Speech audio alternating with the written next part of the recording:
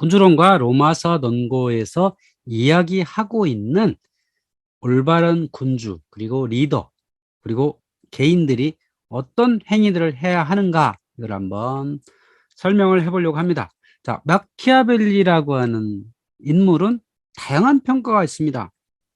유럽의 정치, 사회 리더들이 마키아벨리 관점이 굉장히 다양합니다. 자, 한번 볼까요? 프랜시스 베이컨은 우리는 인간의 당위적 활동 대신에 현실적 활동에 대해 쓴 마키아벨리 같은 사람들한테 큰 신세를 지고 있다.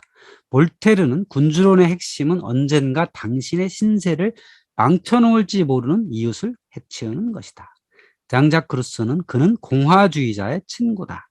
헤겔은 대단히 위대하고 고결한 심정을 갖춘 참으로 정치적인 두뇌에 더할 나위 없이 위대하고 진실로 가득 찬 착상이다.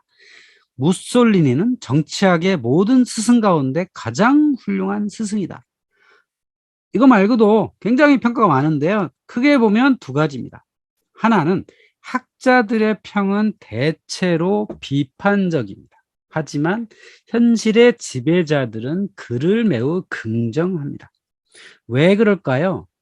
마키아벨리즘이라는 용어 때문입니다. 이 마키아벨리의 군주론 때문에 탄생한 용어죠. 자, 이걸 설명하면 이렇습니다.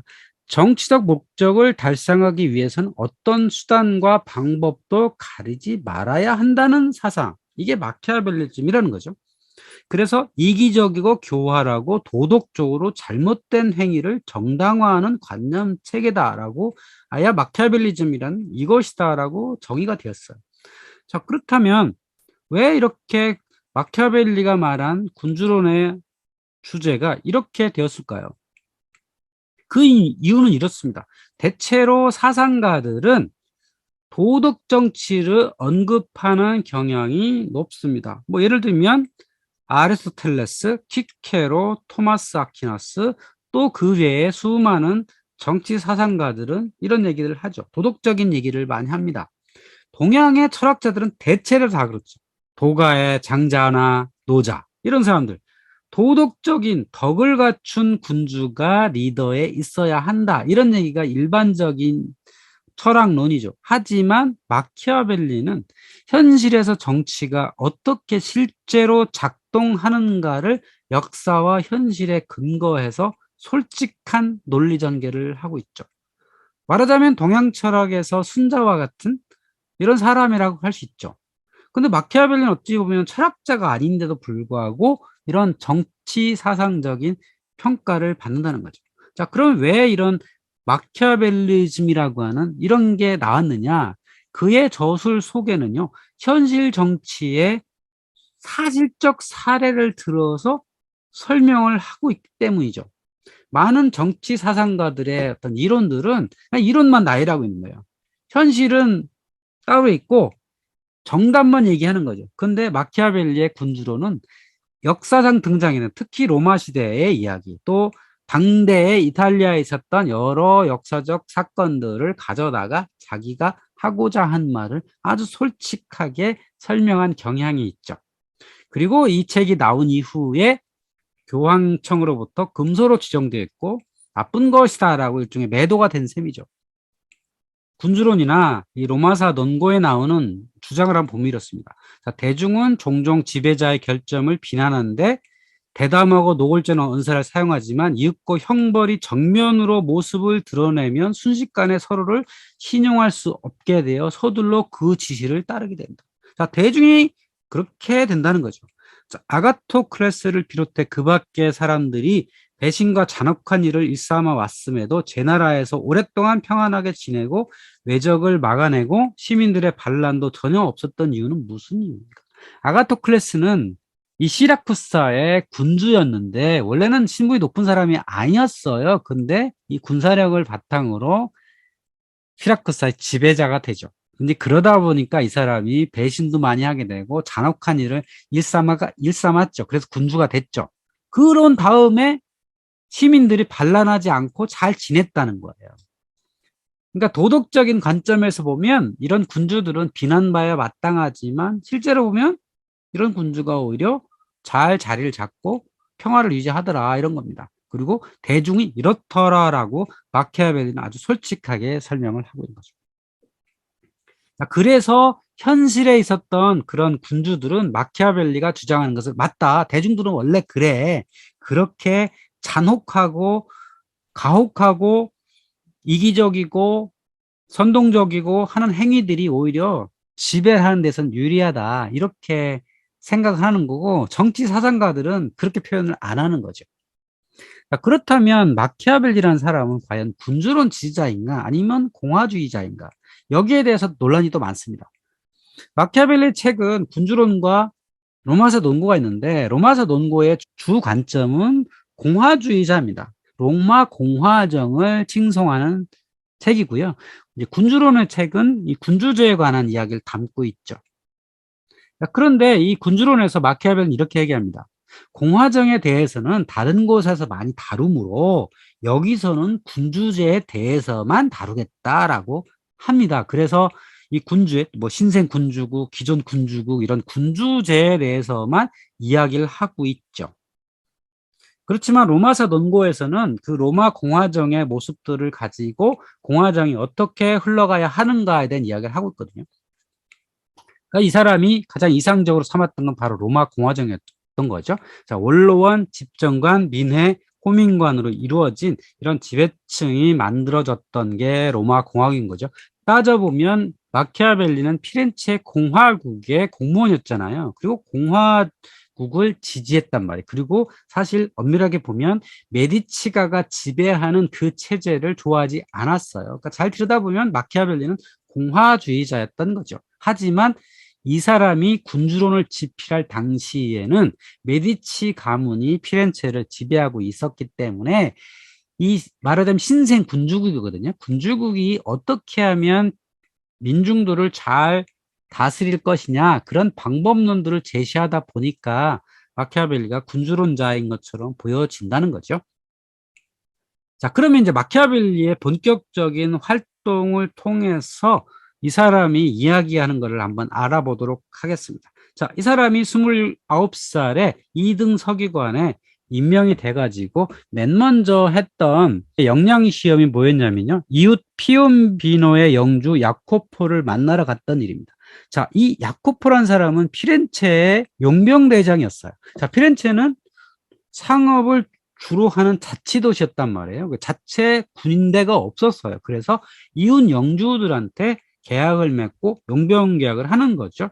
그래서 야코포와 용병 계약을 하고 있었는데 이 야코포가 용병 계약의 대금을 인상해 달라고 요구를 하고 있었던 겁니다. 그리고 지휘권을 더 확대해 달라 해가지고 이 마키아벨리가 여기에 파견이 됐던 거예요. 그래가지고 여기서 협상을 하게 됩니다. 줄다리기 끝에 용병률을 기존의 액수대를 유지하고 지휘권 확대는 긍정적 검토하겠다라고 하는 선에서 협상을 마무리 짓게 됩니다. 굉장히 훌륭하게 업적을 달성을 하죠. 그리고 마키아벨리가 그를 만나고 온 이후에 이렇게 야코포에 대해서 평가를 합니다. 그는 말은 잘하지만 결단력이 약하고 실행하는 능력은 최악이다라고 하는 거죠. 협상 능력도 별로 없더라 이렇게 본 겁니다. 자, 두 번째 했던 일은 뭐냐면 이탈리아의 잔다르크라 불렸던 사람과 협상을 하러 갑니다. 자, 이 사람도 피렌체에 계약된 용병대장이었습니다. 자, 이몰라와 포룰리를 통치하는 까테리나 스포르차였습니다. 자, 스포르차라고 하는 밀라노 대공이 있었죠. 밀라노 대공의 손녀였는데요. 이 여인이 이몰라와 포룰리라고 하는 작은 공국의 수장이었어요. 근데 이 작은 공국을 다스리는 사람들의 먹고 살만한 거리가 바로 용병 일을 하는 거였어요. 그래가지고 피렌체와 1년간 고용하는 조건으로 금액 협상을 하는 거죠. 자, 여기서도 이 여자가 제시하는 금액의 절반 이하의 계약을 통해서 1년간 용병 계약을 하게 되고 마키아벨리는 여기서 정부로부터 상당한 신입을 얻게 됩니다. 이 마키아벨리가 두 번의 용병 계약을 통해서 이 외교관으로서 역할을 하다 보니까 무엇을 느끼게 되느냐면 바로 나라를 지키기 위해서 시민군대가 있어야 되겠다. 이렇게 외부의 용병한테 방위를 의존한다는 게 옳은 일이 아니다라는 것을 인식하는 계기가 되었죠. 자, 이렇게 마키아벨리가 외교관으로서 협상가로서의 능력을 발휘하자 이번에는 더 큰 일이 주어졌습니다. 프랑스 왕 루이 12세를 만나러 가는 겁니다. 자, 이때도 루이 12세가 피렌체 용병 일을 했어요. 그러니까 용병 일이 뭐냐면 피렌체하고 피사하고 늘 싸웠거든요. 피사가 늘 피렌체 침략을 받았었고 그때마다 피렌체가 이제 저항을 하기도 했었는데 루이 12세가 마침 알프스를 넘어서 침입해 왔길래 피사를 공략해달라고 용병 계약을 했던 겁니다. 그래서 35,000 두카토를 지불하고 피사를 공격하기로 했었는데 루이 12세가 피사를 포위했다가 그래서 알프스 입으로 돌아가 버렸어요. 그러고 나서 더 용병 계약은 안 하겠다. 그리고 피렌체와의 관계는 더 이상 지속하지 않겠다라고 엄포를 부립니다. 그러니까 피렌체 입장에서는 프랑스와 척을 주면 안 되거든요. 그래서 외교관은 급파를 해가지고 이 루이 12세를 무마를 해야 겠다라고 해가지고 대사를 파견한 겁니다. 자, 근데 이때 마키아벨리는 대사가 아니었어요. 원래 정식 대사는 프란체스코 델라 카사라는 사람이었고 마키아벨리는 부사였던 겁니다. 루이 12세를 만나러 프랑스 궁정을 갔더니 당시에 흑사병이 돌고 있어가지고 왕은 여기저기 떠돌고 있었습니다. 흑사병을 피해가지고 막사를 옮기는 거야. 그때마다 찾아뵈러 갔더니 루이 12세를 만나주지 않습니다. 여러 번이나 찾아가는데 만나주지 않아요. 몇 달 동안 그러고 있었는데 일이 지지부진하고 있어요. 그러자 프란체스코 델라 카사인 대사는 아예 사임을 해버렸어요. 하고서는 아예 피렌체를 떠나버린 거예요. 그래서 이 부사였던 마키아벨리는 그냥 돌아올 수도 없고 지금 업무 달성을 못했잖아요. 그래서 여기서 끈질기게 버팁니다. 그 이후에 루이 12세의 협상 대표와 지속적으로 만납니다. 그러고 나서 더 자기는 끝까지 버티겠다 해가지고 대사로서의 협상 능력을 발휘합니다. 앞에 전임 대사가 사임을 해버렸기 때문에 원래 부사였던 마키아벨리가 대사를 승격해서 협상을 하게 된 거죠. 그러고 나서 아예 1만 두카토만 내겠다라고 제시를 하고 협상을 이제 종료하게 됩니다.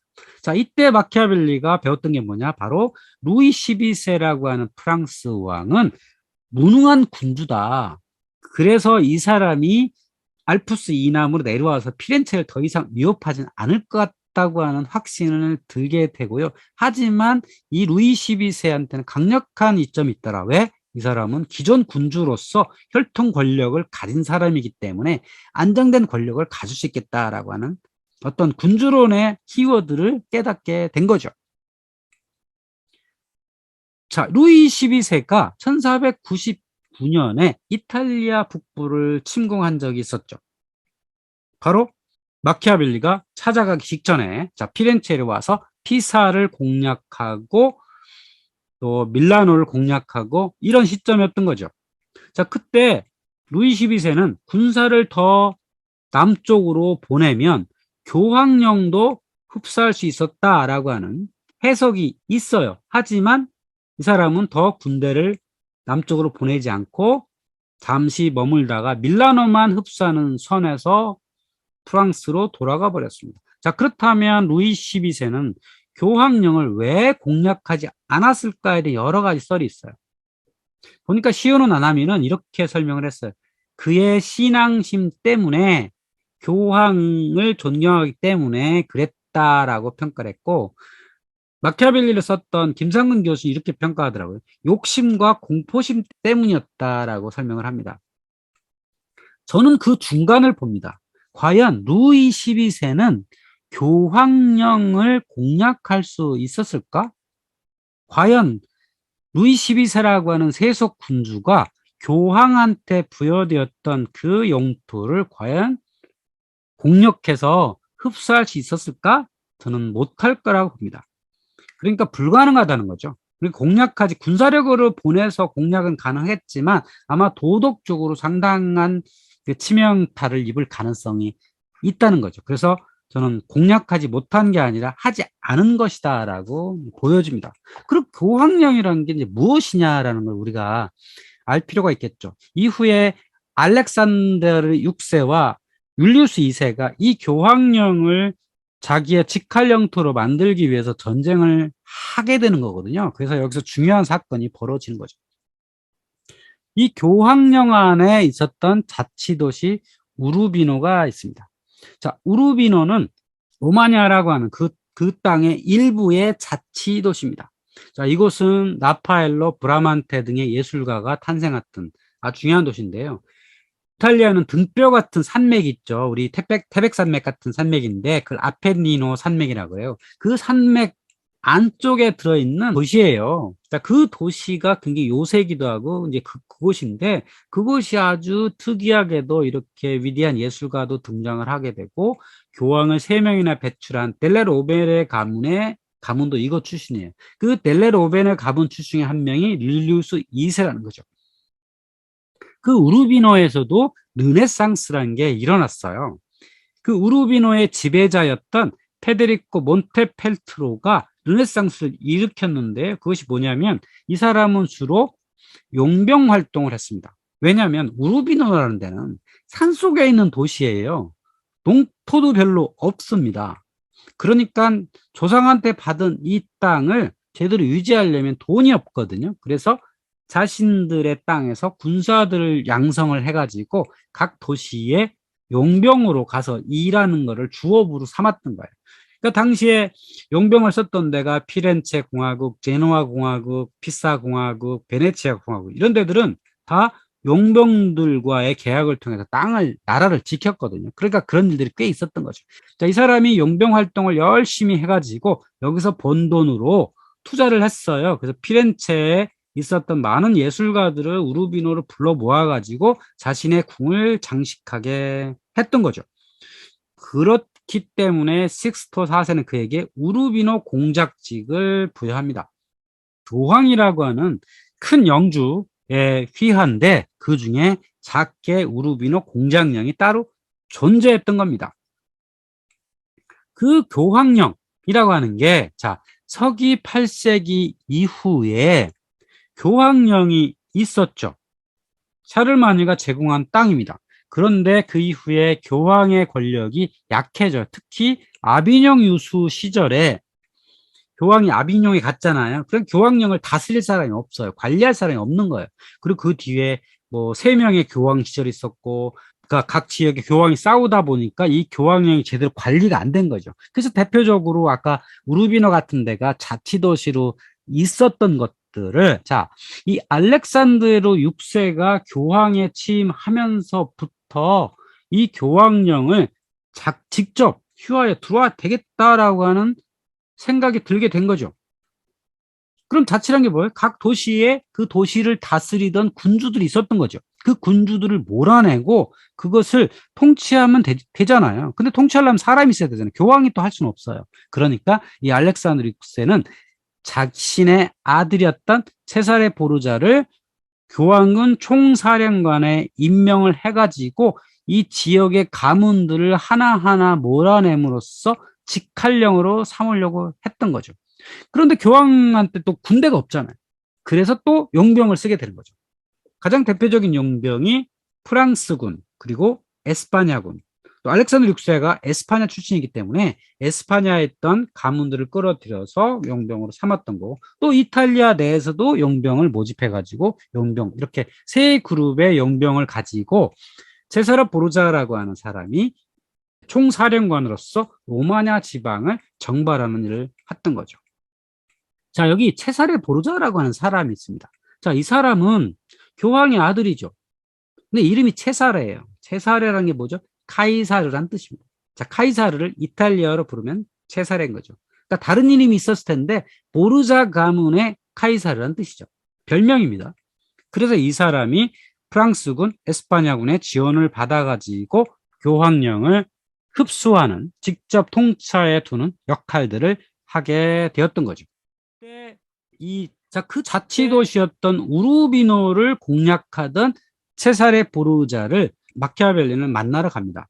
자, 왜 만나러 가느냐? 자, 체사레 보르자가 여러 도시들을 하나하나 공략해 나간 이후에 그 다음 타겟은 피렌체잖아요. 그러니까 피렌체 입장에서는 저 체사레 보르자와의 관계를 원만하게 하는 게 굉장히 중요해요. 그러니까 외교 사절들을 끊임없이 보내는 거죠. 그래서 우르비노로 가서 지금 우르비노를 공략하고 있어요. 지금 요새 도시 우르비노거든요. 우르비노는 산 속에 있을 뿐만 아니라 그 안에 또 이렇게 요새로 돼 있어요. 저도 여기를 이제 몇 년 전에 찾아가 봤었습니다. 한참 언덕으로 올라가야만 있는 이런 요새 도시입니다. 자, 여기에서 체사레 보르자를 만나게 된 겁니다. 여기에서도 마키아벨리는 부사였고 주 대사는 이 볼테라의 대주였던 소데리니였습니다. 소데리니는 피렌체 정청의 총독이었던 소데리니의 동생이에요. 그러니까 이 사람과 함께 체사레 보르자를 만나가지고 이 사람 인물을 탐구하게 되죠. 이 체사레에 대한 평가가 이렇게 있습니다. 마키아벨리 보고서가 있는데요. 그는 정말 실력이 뛰어난 군주입니다. 부하들 사이에서 인기가 높고 항상 승리를 차지하며 무서운 존재가 되었습니다. 행운의 여신이 보내는 빛이 항상 그의 앞길을 비추고 있습니다. 자, 이 사람은 엄청난 행운을 가진 사람이죠. 아버지가 알렉산데르 6세였고 교황이라고 하는 서유럽의 가장 강력한 군주. 물론 이 시절에는 교황의 현실적인 권력은 이탈리아에만 미치고 있었습니다만 어쨌든 체사레가 교황군 사령관이 될 수 있었던 건 아버지 때문인 거죠. 자, 이렇게 행운을 가지고 있었는데 이것만 가지고는 뭔가 군주로서 역할을 할 수가 없죠. 무엇이 필요하냐? 바로 본인의 역량이 있어야 되는 거죠. 그래서 그 역량, 바로 마키아벨리즘이라고 표현하는 그것을 엄밀하게 말하면 냉혹한 카리스마를 지은 체사레주의다라고 평가할 수 있습니다. 그러니까 마키아벨리주의라고 하는 것은, 마키아벨리즘이라고 하는 것은 성공을 위해서는 수단과 방법을 가리지 않았던 냉혹한 체사레주의라고 할 수 있겠죠. 아버지 덕분에 얻었던 행운, 여기다가 본인의 역량을 합쳐가지고 성공을 거두었던, 이것이 바로 체사레주의라고 할 수 있겠죠. 자, 실제 사례가 있는데 어떻게 체사레가 냉혹한 리더로서의 역할을 했나라는 보면 이렇습니다. 자, 당시에 체사레가 데리고 있었던 용병 부대가 세 그룹이 있었죠. 첫 번째는 프랑스군, 두 번째는 에스파냐군, 세 번째는 이탈리아군이 있었습니다. 그런데 이 이탈리아 용병 부대에서 용병 대장들이 체사레를 따르지 않겠다고 반란을 일으켰습니다. 이것을 흔히 마조레의 반란이라고 합니다. 자, 그러면 대장들이 반란을 일으켰으니까 이 반란과 싸우면 되느냐? 근데 이 용병대장이 반란이 있기 때문에 직접 싸울 수는 없어요. 그래서 이 체사레는 그것을 막 두고 봅니다. 직접 대응을 하지 않아. 완전 무시합니다. 자, 그러면서 자신의 군사적 역량만 지속적으로 확대를 합니다. 가장 좋은 방법은 프랑스군을 더 끌어들인 거죠. 그리고 스페인군을 끌어들인 거죠. 외부 병력 확보에만 주력합니다. 자, 시간이 점점 지나니까 체사레가 갖고 있는 더 병력들이 이탈리아 군보다 더 세진 거예요. 그러니까 이 이탈리아군 용병 대장들이 하나하나 돌아서기 시작합니다. 아, 도저히 안 되겠다. 이렇게 반란해가지고는 승산이 없다 싶으니까 하나 둘 체사레 쪽으로 돌아서니까 상황이 완전히 뒤집어진 거죠. 그래서 대부분의 사람들이 이제는 반란하지 않겠다라고 메시지를 보냅니다. 그때 체사레는 한 명 한 명을 찾아가서 화해와 용서를 구합니다. 실제로 만나가지고 이 20대 후반이었던 체사레가 50대인 용병대장과 어깨동무를 하면서 화해하고 눈물 흘리고 술 한잔을 기울이는 이런 장면도 연출했다는 거죠. 한 명 한 명을 다 만나서 용서하고 화해를 합니다. 그러고 나서 일정 날짜를 정해서 이 모두를 잔치에 초대를 했습니다. 우리 만찬을 하자라고 했더니 한 명 한 명이 다 오케이. 그래서 찾아왔습니다. 이 사람들을 전부 한 방에 모아놓고 체사레는 잠깐 자리를 비웁니다. 그때 무기를 든 병사들이 와서 이 반란 무리들을, 반란의 대장들을 다 목을 쳤던 이런 사례들이 이 군주론에서 얘기를 하고 있는 거예요. 바로 잔혹한 리더의 모습을 보였다는 거죠. 또 한 번의 사례가 있습니다. 자, 로마냐 시민의 마음을 살 수 있는 체살의주의라는 거죠. 비록 잔혹한 행위를 했을지라도 민중의 마음을 어떻게 살 것이냐. 이거라는 거죠. 자, 정적이 있어요. 레미로 데 오르코라고 하는 사람인데 체사라의 이제 부하 용병 대장 중에 한 명인데 이 사람이 이 일은 되게 잘해요. 그런데 아주 잔혹합니다. 사실 잔혹하게 하니까 일이 잘 되는 거죠. 빨리빨리 해치우는 거죠. 자, 그런데 이 사람이 점점 커져요. 이 사람을 좀 몰아내고 또 민중들한테도 인기를 얻고 싶다. 그래서 방법을 씁니다. 어떻게 하냐면, 자, 이 사람은 성격이 되게 잔혹하고 방법이 아주 시원시원해요. 이 사람을 아예 총독을 파견했어요. 로마냐 지방에 총독을 파견해가지고 일을 하게 합니다. 몇 달이 지나니까 뭔가 일은 다 해결이 됐어요. 문제점이 다 해결이 됐습니다. 하지만 민중들의 원성은 엄청 높아지게 된 거죠. 자, 그때 체사레가 부하들을 이끌고 밤에 몰래 찾아갑니다. 가가지고 이 레미로 데 오르코의 목을 칩니다. 그래서 몸을 둘로 갈라요. 그리고 아침에 광장에다가 이 사람의 몸을 전시를 합니다. 자, 이 잔혹한 데 오르코 때문에 이 민중들을 힘들게 했다. 다 이 사람 잘못이다. 라고 포고령을 내린 거죠. 그랬더니 모든 학정은 이 사람한테 전가를 하게 되는 거죠.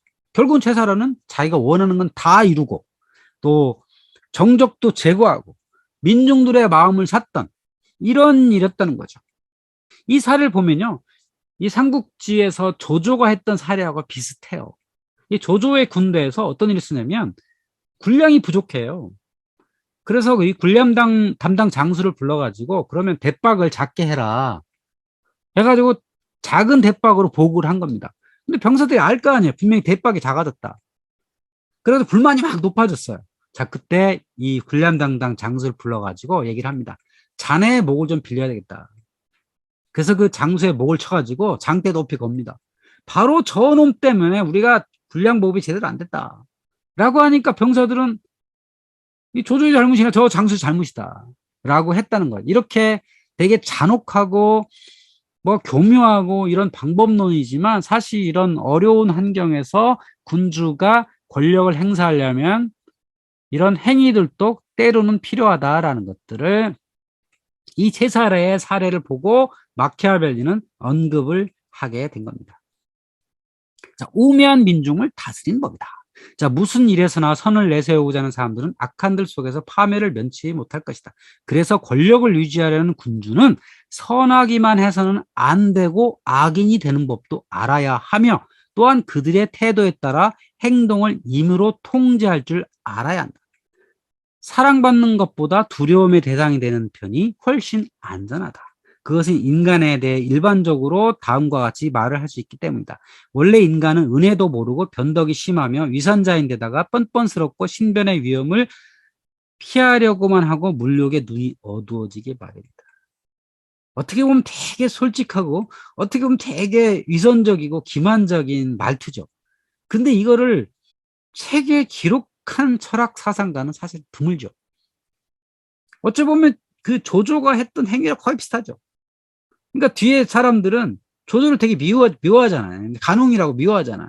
그러니까 마키아벨리도 이런 솔직한 얘기를 책에 기록을 했기 때문에 마키아벨리즘이라고 하는 나쁜 용어로 불리지만 실제로 이렇게 민중들을 이끌어봤던 리더급에 있는 사람들, 예를 들면 욕먹는 무솔리니 같은 이런 사람들은 마키아벨리 되게 좋아하는 거예요. 현실이 그러니까. 자, 그러다가 자, 어느 날 갑작스럽게 체사레는 몰락을 합니다. 왜 몰락하냐? 1508년 8월에 알렉산드르 6세 그 왕이 말라리아 걸려 사망을 합니다. 자, 아버지가 죽었다는 소식을 듣자 체사레는 부하들을 교황청으로 보내서 아버지의 돈과 보석을 챙겼습니다.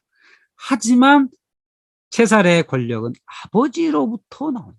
스스로 권력을 쟁취한 게 아니에요. 문제는 이렇게 권력의 출처도 잃어버렸고 마침 그도 말라리아 걸려서 사경을 헤매게 됩니다. 또한 그는 치명적인 실수를 합니다. 바로 그 다음 교황과의 협상에서 실패한 겁니다. 율리우스 2세가 선출되던 날 발렌티노 공작은 나에게 이런 이야기를 했다. 즉 그는 아버지가 세상을 떠나면 무슨 일이 일어나리라는 것을 생각하고 대비해 두었다고 말이다. 하지만 그는 아버지가 세상을 떠날 때 자기도 병에 걸려 죽게 될 운명이라는 것만은 예견하지 못했다. 물론 이 사람이 이걸로 바로 병에 걸려 죽지 않았어요. 결정적인 것은 다음 교황을 제대로 자기가 원하는 그림을 그리지 못했다는 거죠. 그러니까 교황이 죽으면 다음 교황을 선출하잖아요. 그 교황들이 누가 될 거냐. 이게 단순하게 민주적인 투표하는 게 아니라 각 지역의 세력을 가진 추기경들이 서로 힘을 밀어줘서 그 중에 한 사람이 주는 거거든요. 강력한 사람이 이제 밀어주는 거거든요. 그때 뭐 매수도 많이 하기도 하고 한단 말이죠. 그래가지고 자기가 원하는 사람을 채살에는 충분히 세울 수가 있었어요. 그런데 자신한테 우호적이었던 프랑스 또는 에스파냐 추기경 대신 줄리아노 델라 로베르의 추기경을 다음 교황으로 지지합니다. 이 로베르 추기경은 로마에서도 상당히 힘이 있던 그런 사람이에요. 공부도 많이 했고 똑똑하고 집안도 좋고 여러 가지 조건이 너무 잘 갖춰진 사람이에요. 그런데 이때 로베르 추기경은 세살한테 내가 교황이 되면 세살에 당신한테 로마냐 전체 통치권을 주겠노라. 지금까지 하는 것처럼 하게 해 주겠노라고 아주 철석하게 약속을 합니다. 그렇게 해서 세살에는 로베르 추기경의 말에 속았어요. 결국 로베르 추기경은 율리우스 2세 교황이 된 다음에 세살을 배신합니다. 마키아벨리는 그걸 알고 있었어요. 분명히 저 로베르 추기경은 체사레와 절대 관계가 좋지 않을 거다라고 예상을 했는데 아니나 다를까 교황이 되자마자 그 전에 약속은 다 저버리고 체사레를 반역 혐의로 체포하고 그래서 나중에 스페인의 감옥으로 보내고 거기서 사망을 하게 된 거죠. 그래서 군주로는 이런 말이 있습니다. 위인들 사이에서는 지난날의 원한이 새로운 은혜를 베품으로써 깨끗이 씻어진다고 생각하면 큰 잘못이다. 그러니까 이 율리우스 2세와 체사레가 상당히 관계가 안 좋았는데 새로운 은혜를 베품으로써 이것이 다 해소될 것이라고 체사레는 착각했다는 거죠. 그것을 마키아벨리는 정확하게 꿰뚫고 있었다는 겁니다. 자, 이때 이 마키아벨리가 이 군주론에서 언급했던 중요한 두 단어가 있습니다. 하나는 포르투나, 또 하나는 비르투스입니다. 자, 포르투나라는 것은 운명의 신이에요. 그리스 시대부터 내려오던 운명의 신입니다. 자신한테 주어지는 운명이라는 거죠. 자, 운명의 신을 정복하려면 난폭하게 다루어야 된다. 운명은 냉정한 생활 태도를 지닌 자에게도 과단성 있는 자에게도 고분고분하다. 자신한테 주어진 운명이라면 그것을 난폭하게 다뤄가지고 그것을 과감하게 활용할 줄 알아야 된다는 거죠. 자, 이 포르투나가 뭐 있죠? 체사레한테 포르투나는 자신한테 주어진 권력이었던 거죠. 아버지 덕분에 얻게 된 이 포르투나입니다.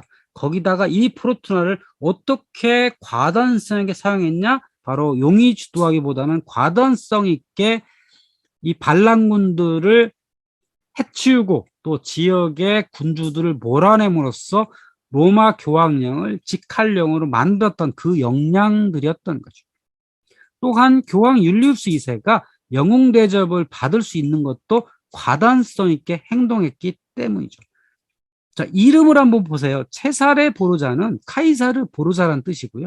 율리우스이라는 것은 로마 시대 율리우스 카이사르라는 인물이잖아요. 둘 다 카이사르예요. 그러니까 이름부터 자신들이 군주로서 역량을 발휘하겠다라고 하는 것을 내세우고 있는 거죠. 그래서 두 사람은 나름대로의 중요한 역할을 하죠. 바로 운명은 주어졌지만 본인들의 행동, 그것을 비르투스인 거죠. 자, 비르투스를 어떻게 활용할 것이냐, 이것이 우리한테는 중요한 과제라는 거죠. 자, 운명을 스스로 개척해야 된다. 주어진 것은 포르투나지만 그것을 어떻게 비르투스로 행동할 것이냐. 그거의 가장 유명한 예는 율리우스 카이사르죠.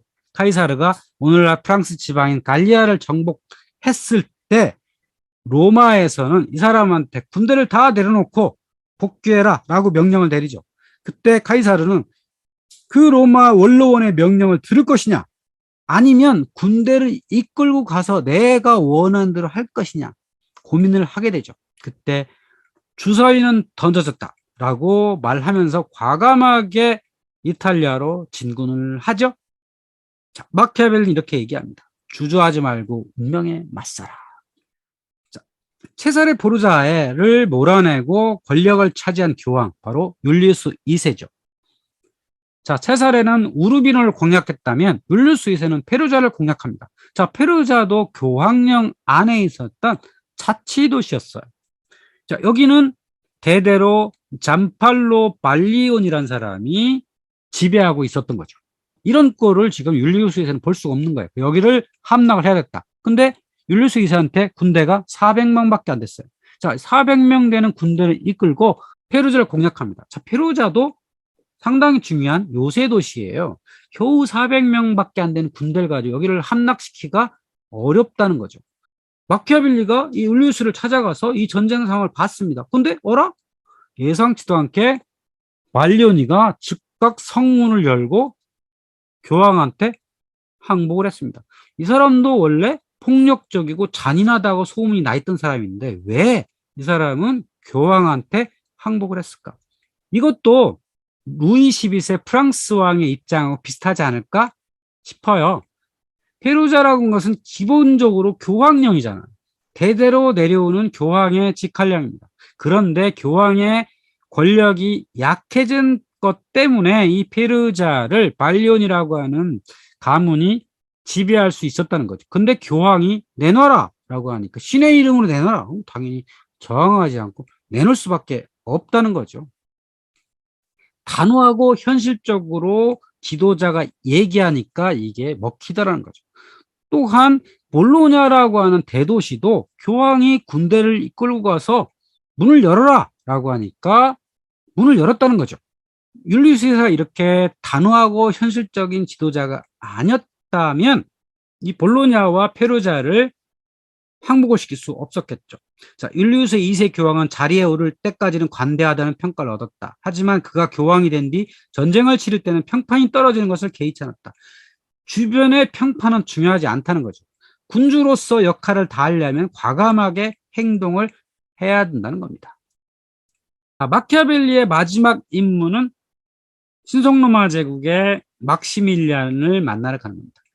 자, 이 당시에 대국이 있었다 그랬죠? 프랑스, 에스파냐, 그리고 신성로마 제국, 거기에 합스부르크 왕가입니다. 이 막시밀리안이라는 사람은 또 이탈리아 북부가 탐이 났습니다. 그리고 신성로마 제국 황제는 교황한테 황제관을 받아야 돼요. 원래 대관식을 해야 됩니다. 그래야 명예가 올라가요. 그래서 알프스를 넘어서 이탈리아를 진군했습니다. 자, 그때 이 피렌체가 또 위험해졌어요.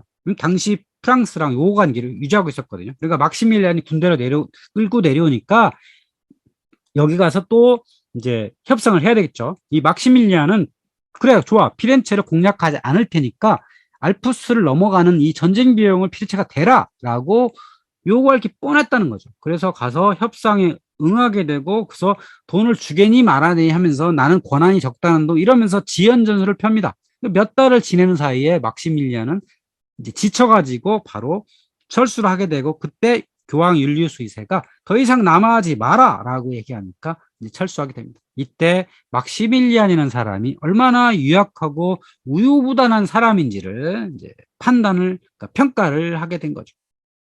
후에 피렌체는 율리우스 2세 교황에 의해서 공화정이 몰락을 하고 또 군주정이 들어서게 되죠. 또 메디치가 복귀해야 됩니다. 그때 마키아벨리는 공직에서 물러나서 이 산탄드레 농장에 머물고 가난한 농장주의 삶을 유지하게 됩니다. 그래서 군주론을 집필하고 때로는 시내에 나가서 로마사 강독을 했다 그랬죠. 자, 그 사이에 아주 유명한 일을 합니다. 뭐냐면 희극 작가로 데뷔합니다. 사실 피렌체에서 마키아벨리가 진짜 유명해진 건 이 희극 때문이었어요. 그러니까 로마서 논거든 군주론이든 이거 민중들이 읽겠어요? 안 읽죠. 근데 민중들이 읽을 수 있는 건, 자, 읽는 게 아니고 들을 수 있는 건 바로 이 희극이었던 거죠. 극장에서 이 만드라골타와 클리지아라고 하는 희극이 상연이 됐습니다. 이거에 시나리오를 쓴 사람이 마키아벨리였던 거죠. 근데 이 연극의 둘 다 내용이 뭐냐면 시대를 비트는 거예요. 그러면서 웃음을 주는 겁니다. 그래서 근엄함을 표현했던 로마서 논고나 군주론에서 아무리 세상을 비평하고 군주들한테 경고를 내려도 그 효과가 별로 없는데 웃음을 가지고 세상에 목소리를 냈더니 오히려 영향이 크더라. 여기에서 특히 마키아벨리가 한 말이 있어요. 이 나라에서 정치적 연줄이 없는 우리 같은 사람들은 나 같은 지위라도 개도 짖게 할 수 없다. 그저 장례식이나 결혼식 파티에 앉아 있거나 관리들 창고 앞에 축치고 있거나 하루 종일 광장을 배회해야 할 팔자다. 정치적 연줄이 없으니까 제대로 해볼 만한 게 없다는 거죠. 아무리 손을 대려고 해도 좋은 역할을 맡지도 못하고 군주론을 써가지고 메디치 가문한테 줘도 읽지도 않고 그렇더라. 이 나라를 잘 이끌라고 얘기를 해도 제대로 듣지 않더라. 자, 결정적으로 율리스 2세 다음에 들어섰던 클레멘스 친세라고 하는 이 메디치 가문의 교황이 아주 무능합니다. 근데 이 말년에 마키아벨리는 공직에 복귀를 했어요. 그래가지고 이 교황의 명을 받아가지고 군사적 일을 하는 일을 하게 됩니다. 또 피렌체의 성을 복구하는 이런 일들을 하게 돼요. 그래서 여러 가지 얘기를 했습니다. 교황한테 보내고 피렌체 정부에 보내고 지금 북방의 심세가 이상하다. 지금 북방에 무슨 일이 있으냐면 종교개혁 바람이 불고 있어요. 1517년 마틴 루터에 의해서 종교개혁 바람이 불고 종교개혁이 바람이 분다는 건 종교개혁 키워드는 교황의 권위를 인정하지 않는 거거든요. 자, 이탈리아의 주인이라고 할 수 있는 교황의 권위를 인정하지 않는다는 것은 언제든지 군사적 공략을 할 수 있는 가능성이 있다. 그러니까 저 군사 공략에 대비를 해야 된다라고 막 외쳤는데 그 대비를 제대로 하지 않더라는 거죠.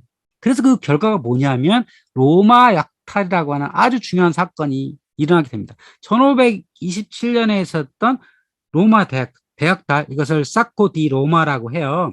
서기 410년에 있었던 고트족이 로마를 약탈한 이후에 이 1527년에 있었던 로마 약탈이 가장 컸던 거죠.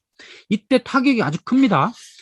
주로 독일 용병으로 구성되었던 병사들이 로마로 와가지고 여기를 아예 진을 치고 있어요. 그래서 대부분의 건물들이 불타 없어졌고요.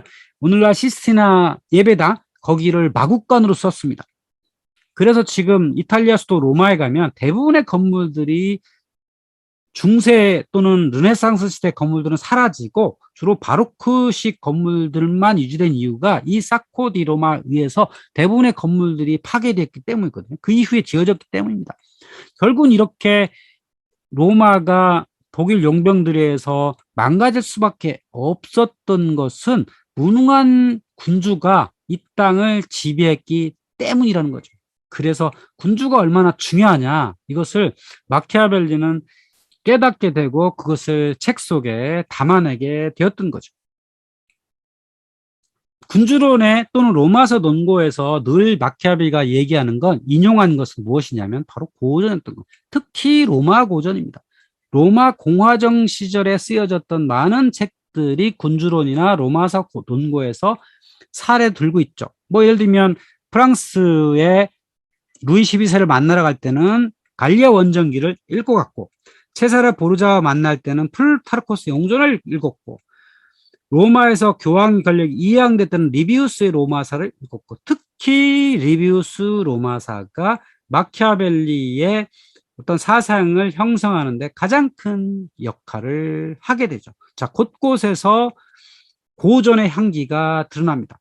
키케로가 의무론에서 얘기했던 여우의 교활함, 그리고 사자의 사나움, 이것에 대해서도 비틀어서 얘기를 하고, 또 소크라테스가 이야기했던 조국에 대한 나의 충성은 나의 가난이 증명하고도 남는다, 이 얘기를 비틀어 가지고 스스로 고문을 받으면서 이런 얘기를 하게 됩니다. 조국에 대한 나의 충성은 나의 가난이 증명하고도 남는다. 그러니까 소크라테스의 언행이 남긴 대화편, 그리고 키케로 의무로 나온 이야기들, 이런 것을 평소에 늘 가지고 있었기 때문에 중요한 순간에 고전을 이용해서 자기 의견을 얘기할 수 있었다는 겁니다. 자, 군주론에 얘기하는 건 진짜 의미는 뭐냐? 바로 이탈리아의 참된 리더가 등장하기 소망했다는 거죠. 두 번째는 줄리아노 메디치에게 보내는 마키아벨리의 이력서였습니다. 이 군주론이 오해를 받는 건 이 군주론 속에 속속들이 잔혹하고 사악하고 이기적인 군주의 모습을 많이 보이는데 그 이유가 당신이 아버지 덕분에 권력을 얻은 자라면 채살의 보루자처럼 이렇게 해야 된다. 이렇게 가이드를 제시하고 싶었기 때문에 그런 것들을 책에 넣은 거지 실제로 본인의 생각은 그게 아니었다는 거예요. 그러니까 이력서로서 군주론이 쓰여졌고 물론 여기에 참된 리더가 등장했으면 좋겠다라고 하는 어떤 소망도 있었다는 거죠. 그래서 진짜로 마키아벨리가 이상적인 군주로 내세운 사람은 모세, 그리고 테세우스, 키루스, 로물루스였는데 이 사람들은 다 현실에 기반하지 않아요. 물론 키루스는 페르시아라는 나라를 건국하긴 했지만 나머지 사람들은 제대로 국가를 만든 사람은 아니거든요. 그러니까 마키아벨리가 보기에 이상적 군주 모델은 존재하지 않는다. 하지만 군주는 선하기만 해서는 안 되고 악인이 되는 법도 알아야 된다라고 하는 것들은 마키아벨리는 제시하고 있죠.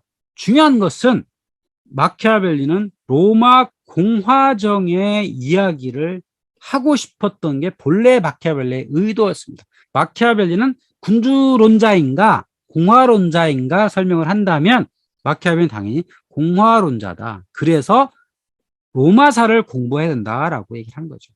로마가 위대했던 이유는 그 도시의 기원이 누구에게도 종속되지 않고 자유로운 행동에서 시작되었기 때문이다. 그래서 로마사를 공부하고 그 속에 있었던 리더의 행동들을 우리가 닮아야 한다라고 하는 거죠. 자, 그렇다면 우리는 군주도 아니고 리더도 아니에요. 자, 우리 모두는 어떤 마음가짐을 가져야 하는가? 여기서 마키아벨리는 세 가지로 얘기하고 있습니다. 자, 첫 번째는 포르투나에 기대하지 말고 비르투스의 마음을 가져라. 바로 주어진 운명에 만족하지 말고 너만의 용기를 가지고 행동하라. 이것이 첫 번째 메시지고요. 바로 그것이 운명에 맞서고 나한테 비록 예상치 못한 운명이 있더라도 준비가 될 때까지는 여우의 자세를 준비하라. 여우의 자세를 준비하고 필요한 때 무기가 주어지거든 그때는 주저하지 말고 행동하라. 그러니까 여우의 기민함과 사자의 폭력성, 사자의 강력함을 두 가지를 다 가져라. 이게 바로 마키아벨리가 우리 개인들한테 제시하는 키워드였다고 할 수 있겠습니다.